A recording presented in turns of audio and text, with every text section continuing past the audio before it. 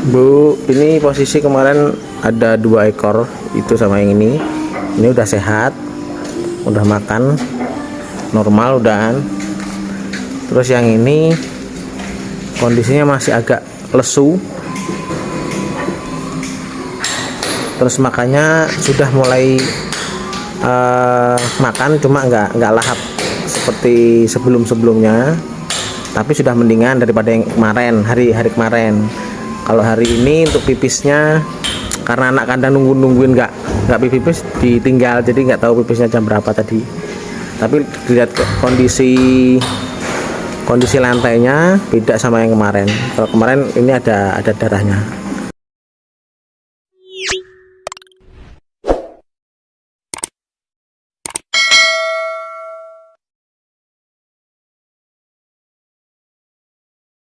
Bismillahirrahmanirrahim. Assalamualaikum warahmatullahi wabarakatuh. Selamat pagi sahabat semuanya, sahabat dokter sapi. Selamat berhari Jumat. Mudah-mudahan Jumat ini menjadi Jumat yang barokah. Kita semuanya diberikan keberkahan oleh Allah Subhanahu wa taala, diberikan kesehatan oleh Allah Subhanahu wa taala, dijauhkan dari Covid, dan jangan lelah-lelah untuk menerapkan prokes karena si Covid-nya tidak kenal lelah untuk mengintai kita semuanya. Nah, sahabat semuanya, pagi ini saya akan menanggapi beberapa pertanyaan terkait penyakit pada ternak. Di 2019, teman praktek saya di Jawa Timur menanyakan ke saya bahwa ada beberapa sapi yang diduga awalnya mengalami BEF atau demam 3 hari, demam, tidak mau makan, kemudian ada yang ambruk, dan beberapa ketika dilihat itu keluar pipis bercampur darah, pipisnya berwarna merah bercampur darah di tahun 2019, dan angka kematiannya cukup tinggi. Kalau sudah pipis darah, penanganannya cukup susah. Nah, itu permasalahannya apa? Nah, ini berlanjut di tahun 2022 ini ada pertanyaan dari sahabat kami. Assalamualaikum, Mas Dokter, mau nanya. Ini dari dokter praktek di Lampung. Ini ada di beberapa kecamatan sering terjadi kasus kencing berdarah pada sapi. Gejalanya hampir sama seperti BF, demam, nafasnya ngongsrong, sengal-sengal, dan nggak mau makan. Dan kematiannya cukup banyak. Ini pertanyaan dari dokter hewan praktek yang ada di salah satu kabupaten di Lampung. Kemudian yang kedua juga sama. Selamat pagi Pak Dokter Joko, maaf mengganggu, menyambung informasi dari dokter yang kemarin bahwa terkait dengan banyaknya kasus sapi yang sakit dengan gejala demam dan pipis darah berakhir dengan kematian. Nah, ini ternyata sudah merebak di beberapa kecamatan, distribusinya cukup banyak, dan tingkat diawali dengan gejala demam, tidak mau makan, kemudian pipis berdarah, dan biasanya kematiannya cukup tinggi. Kemudian kemarin sore saya mendapatkan informasi juga dari dokter hewan praktek yang ada di kabupaten di kampung saya di Jawa. Ini mengirimkan gambar bahwa ada sapi pipis berdarah. Ini menanyakan, dok, saya punya pasien pipisnya seperti itu, seperti ada darahnya. Nah, kasus yang sudah biasanya nggak bertahan lama, kematiannya cukup banyak kalau sudah pipis darah. Dan itu solusinya bagaimana?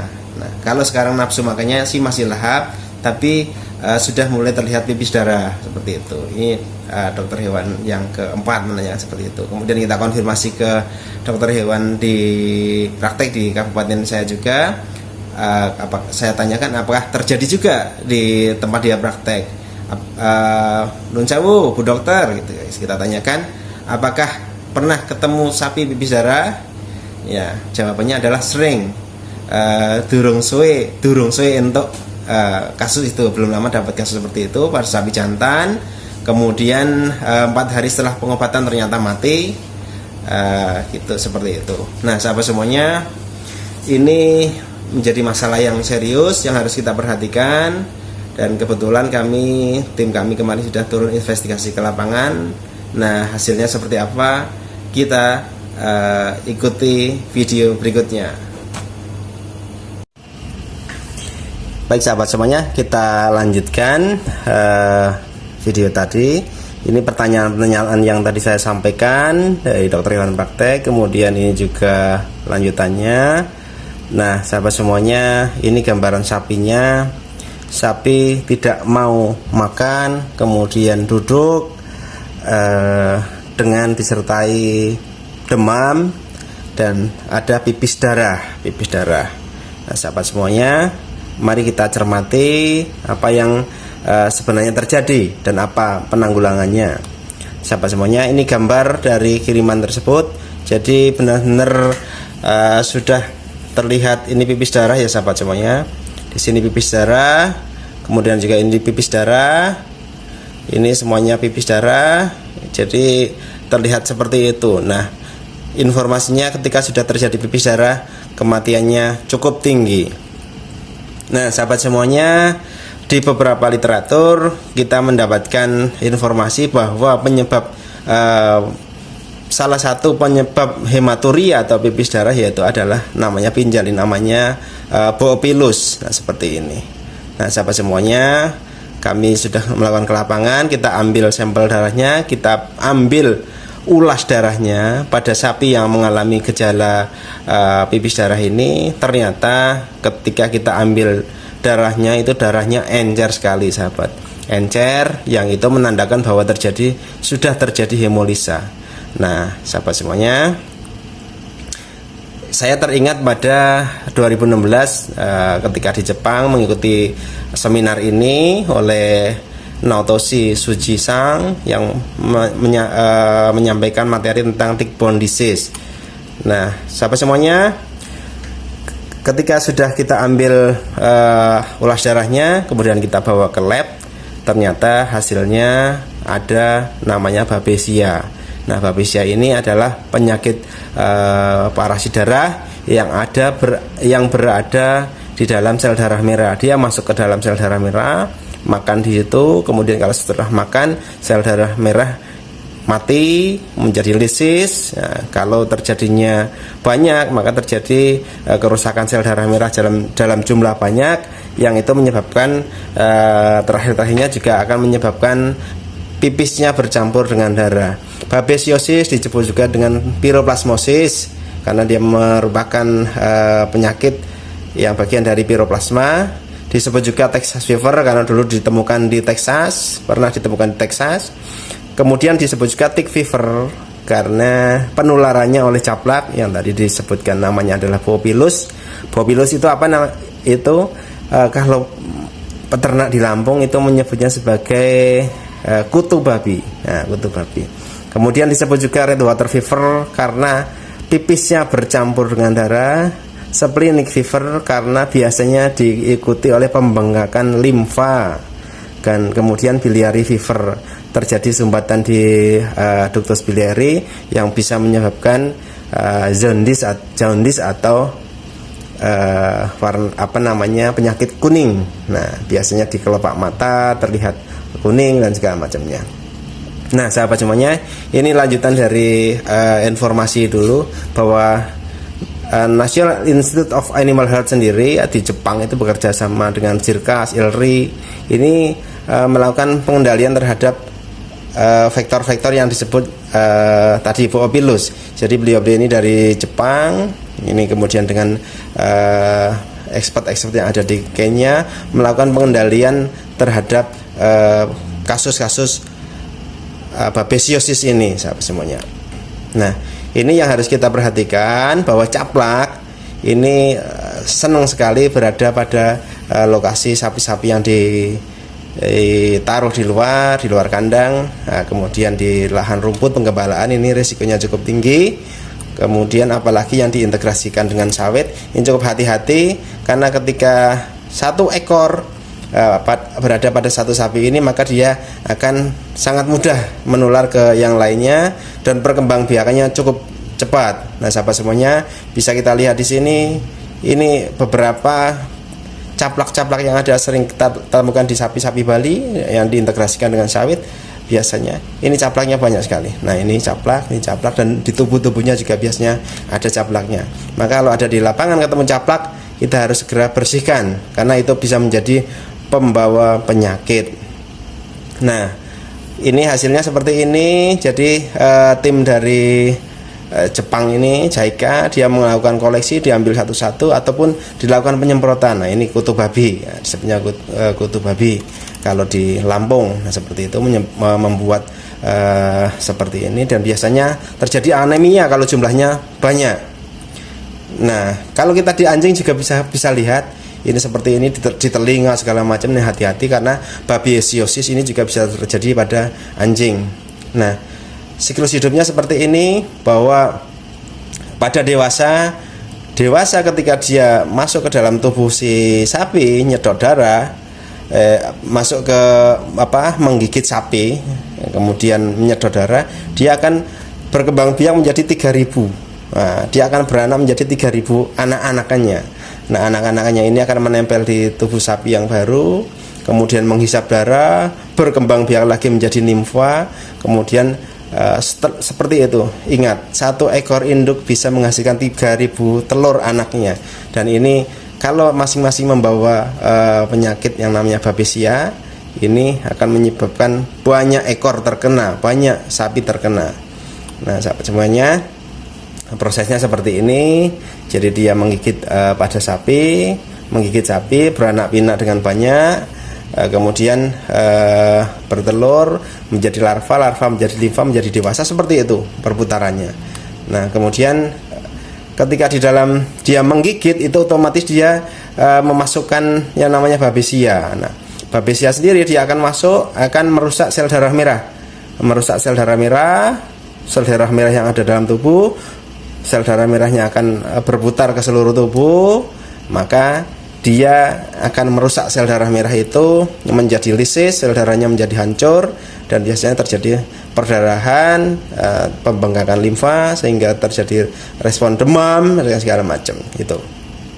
Nah, ini bentuk-bentuknya. Mohon semuanya, kadang tani, kadang telur ternak, semuanya kalau ketemu caplak dan yang lainnya dibersihkan. Bisa kalau banyak banget nggak bisa membersihkan, bisa diberikan dengan semprot insektisida yang aman. Ada insektisida yang aman.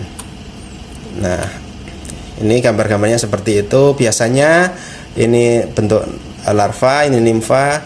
Yang jantan biasanya lebih kecil daripada yang betina.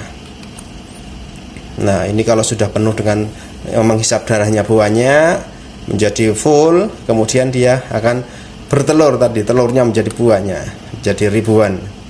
Nah, ini seperti ini, tadi dia bertelur, masuk dan memperbanyak diri, sahabat ya. Nah, beberapa babesia yang bisa menginfeksi pada ternak, satu babesia bovis. Ini bisa, kemudian bigemina, orientalis, mazor, fovatan, dan segala macamnya. Nah, kalau kita lihat yang sering terkena adalah sapi potong. Ini sapi potong, bison, sapi potong. Nah, sapi perah ini dia lebih tidak mudah terkena oleh babesia, karena ya biasanya sapi perah dibersihkan setiap hari, dirawat setiap hari. Jadi kalaupun dia kena, jenis salah satunya adalah babesia yang bovis, seperti itu. Nah, ini bentuknya. Kalau kita lihat dari ulas darah tersebut, ulas darah kita lihat, kemudian dengan mikroskop, ini adalah sel darah merah yang normal seperti ini. Di dalamnya tidak ada intinya kalau di sapi. Nah, kalau terkena babesiosis, ini babesiosis akan masuk ke dalam sel darah merah, dan dia nanti sel darah merah akan rusak, akan hancuran, seperti itu sahabat semuanya. Jadi ini jenis-jenisnya. Ini kenapa ketika memang konsentrasinya masih sedikit, babesia masih sedikit, itu tidak langsung menyebabkan hematuria atau pipis darah, karena dia membutuhkan waktu sekitar 1 minggu untuk bisa memperbanyak diri sehingga terjadi pipis berdarah. Nah, deteksi dini penyakit itu penting sekali. Kalau sapi sudah mulai terjadi kurang mau makan dan segala macam, segera diatasi. Sahabat semuanya, di JICA di sana pun dengan proyek yang ada di Kenya tadi, mereka sudah mulai membuat vaksin, yaitu diambil dari badannya sendiri dari caplak tersebut, kemudian diambil yang paling dominan, kemudian dibuat vaksinnya, ya cukup efektif juga. Nah kemudian apa yang harus dilakukan ketika memang sapi-sapi kita berpotensi ada caplaknya, harus kita bersihkan caplaknya. Kalau banyak bisa kita semprot, kalau sedikit bisa kita ambil satu persatu. Tapi kalau banyak banget, hampir seluruh populasi kena, maka bisa lakukan dengan dipping. Dipping ini sapi masuk satu persatu, kemudian di sini ada larutan insektisida yang bisa merontokkan si caplak sendiri. Deteksi dini penyakit menjadi penting karena jangan sampai laporannya telat. Jika pelaporannya telat, pengobatannya juga sudah tidak bisa membantu banyak. Karena apa? Karena kalau sudah banyak sel darah merah yang lisis, sel darah merahnya menjadi rusak, nah maka obat apapun ya tidak bisa mengembalikan si kerusakan dari sel darah merah. Dia bisa membunuh bapesianya, tapi dia tidak bisa mengembalikan kerusakan dari sel darah merahnya. Deteksi dini penyakit penting, melaporkan segera ke petugas kalau memang sudah ada gejala. Kemudian pengobatannya yang ada biasanya yang direkomendasikan ada imidocap. Monggo silahkan dicari bahan aktifnya imidocap, ada di online ataupun di beberapa supplier obat. Kemudian pengendalian caplak penting sekali, silahkan dideteksi.